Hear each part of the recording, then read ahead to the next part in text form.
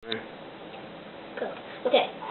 My name is Cameron, and this is my brother Elijha. Say hi. Hi. Okay, that's fun. First, I'm going to put on my glasses. And why am I putting on my glasses? Because I'm going to teach you how to make a homemade volcano.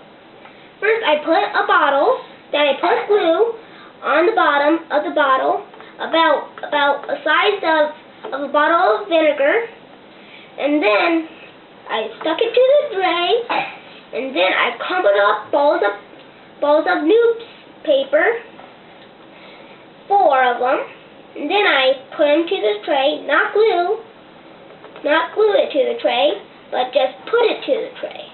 And then what I did is I just took 3 this time, and then I just put it on a bag, on a paper bag, and then what I did is I took 1 newspaper, and then I put it onto the trash can, to the trash bag, and then what I did is I took some glue and then I mixed it with water, and then we made some a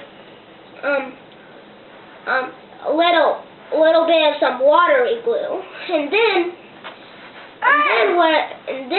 I took a paintbrush, and then I